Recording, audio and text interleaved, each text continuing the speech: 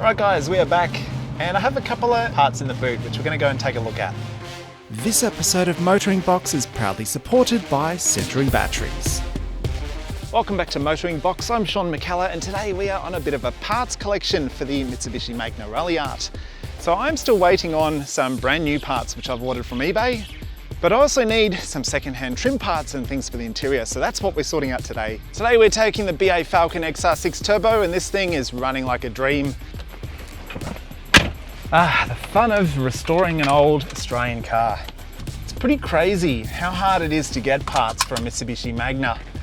I mean, they stopped making them, geez, when was that? Probably about 15 years ago.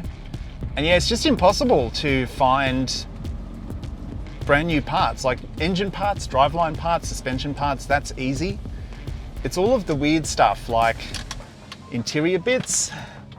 If you've got a Commodore or a Falcon, you can find aftermarket fascias to suit double-din stereos, to suit Android head units. If you've got an AU or a BA, you can get things like that quite easily. For a Magna, nothing. So that is pretty annoying. Even more annoying is, as I mentioned in the last video, I am waiting on some parts from eBay to do the heater core and to do the timing belt. And they're just, everything's just gone wrong. You know, whatever has turned up is broken and there's a whole lot of things that still haven't turned up yet. It's probably because of the time of the year. It's nearly Christmas and the postal service is slammed. So we are taking a little bit of a break from all that today. One of the cool things I've found out about Magnas is there's a small little group of really loyal Magna elite, I guess you could call it. Actually, that's a model of Magna. But it's the people who are just crazy about Magnas, and there's quite a few of them around that hoard parts and wreck them out and will sell them to you for fairly decent prices. Like some of them are a little bit expensive, but it's just because they're rare. You just can't get them anywhere. And the thing about the Magna Ralliart that I have is some of them were Ralliart specific. So like the center dash trims are all silver on a Ralliart, but on a normal car, if you can find one to suit, they're a different color. So whatever I'm getting today, they're all going to need to be reconditioned, refinished. But I'm up for that. Now, usually on a long drive, I would choose the AU Fairmont gear because it's super comfy, super cruisy. But that thing's got some issues at the moment. With the aircon system, there's like a little resistor box. I don't remember what it's called, but my one is failing. And what happens is as soon as you connect the battery, it goes to full speed fan. So even when you turn the car off and lock it, the fan is still going at maximum and you just can't stop it. I've tried to take the little box out and clean it, and I took it apart and had a look. There was not really anything serviceable inside that I could see. I've just left it at home, taken the BA today. This car is running brilliantly at the moment, nice and smooth. The tune is fantastic. It is a little bit rowdy when it's cold, but when it's all warmed up, this thing is amazing.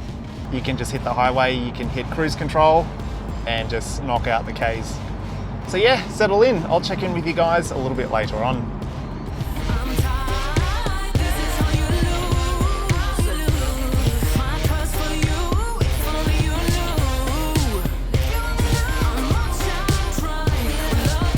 Man, the cops are out in force today, I tell ya. I've already had one of them try and get me with a radar gun, and I've just seen another one there pulling someone over. So today we've got to be on our best behavior, I think. Cars are so good these days, why can't you drive faster than 100 kilometers per hour on a 4-lane perfectly manicured highway? And let's not forget, these are the same speeds that people were doing back in the 90s, the 80s, the 70s, hell, maybe even earlier than that. I've got tires that can handle it, brakes that can handle it. I have an engine which can do this on probably 5% of its power.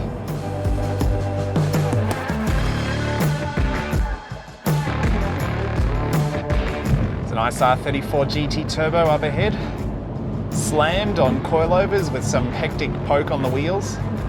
It's pretty loud. I wonder if it's an NA. You know, a lot of them were. You've got these sporty looks and these massive spoilers, but I wonder. That's got to be an NA for sure. That is so loud. Yeah, 100%.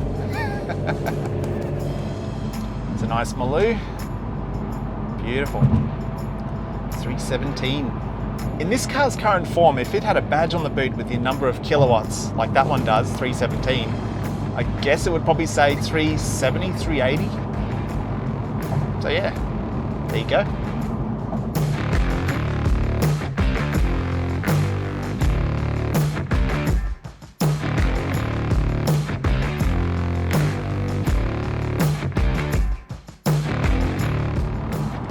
Not really a fan of Teslas, but you got to admit they are pretty good looking cars.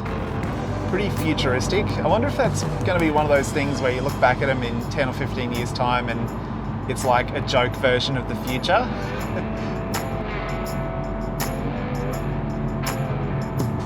Eight.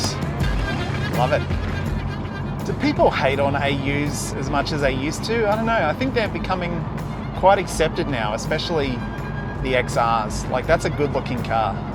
Back 20 years ago, people were laughing at these things, thinking they're looking ridiculous, but what else was around at that time? You know, there were a lot of ugly cars in hindsight. Look, here is a perfect case in point. Up beside him here is, what's that, a VY or a VZ Commodore? And you know, the VY and the VZ, they were out a couple of years later, so Holden really had no excuse.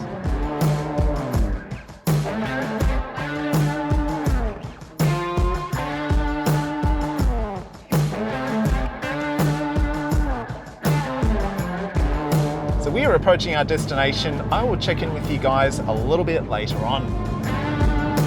Alright guys, we are back and I have a couple of parts in the boot which we're going to go and take a look at.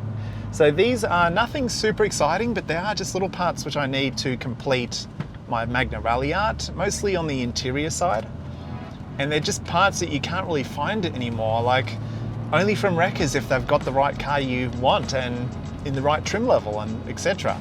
So it is quite challenging, but luckily there was a guy called Jamie, and I'll leave a link to his Facebook commerce profile up there in the corner, because he has a whole lot of Magnas and he just wrecks them out, sells parts. He's really a vital part of the community, I think. So first of all, I've actually got a boot liner. So these were only on Verada models, but the inside of the boot on my Magna, similar to this, it just looks unfinished. So I do have a boot trim which is in pretty good condition, should clean up pretty nicely. Let me chuck this in the back seat, get it out of the way. But I've also managed to pick up a couple of parts which are actually really hard to find. So this is actually a pair of tweeters for the front doors. On the bottom of the A-pillar there's some tweeters. These are kind of Magna specific. I've never seen tweeters for sale that have this same kind of bracketry on it. So even though I have a pair on order which I was going to adapt, Jamie had a whole set of these available, so I've bought a pair of those. I've actually bought a set of vents and the clock surround as well. My clock surround is okay, but the vents on mine are knackered, so I've just bought the whole thing off him. I'm going to try and transfer these vents over to my fascia. They're not too hard to find, but what is hard to find, or harder, is actually a climate control surround. So a lot of Magnas didn't actually have climate control and they had dials instead, which were down below the stereo. Climate control is above, so they're different surrounds, and yeah, these are pretty hard to find. So this is the wrong color. I need silver, but silver was only on Ralliart, so good luck finding one of those.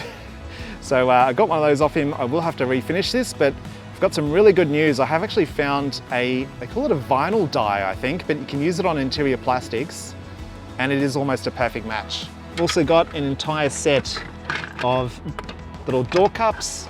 These apparently break really easily just because people forget to undo them when they're taking off their door trim. These are the wrong color. I need black, but I do have a black interior sort of plastics die, which I should be able to use to finish those off. I also needed these two little covers for the door card for the bottom of the grip, or whatever you call it. I'll put it on screen. Mine are missing, so I've got two of them. And I also have the missing airbox piece that I needed that has the clip on there that's not broken. I just realized I actually needed those two clips because I only have one, so I'm gonna have to find one of those clips. Bugger. So Jamie, if you're watching, I might have to get in touch, otherwise I'll have to look for one elsewhere. So yeah, that'll fix up the airbox issue because mine was broken. But yeah, these pieces in particular should come up really good with a paint using that product I was telling you about. I've actually done a couple of other bits already just to test it, and it comes out looking a brilliant silver, which is almost a perfect match to what I need. So thank you very much for watching, guys. Have a good one. I'll see you next time.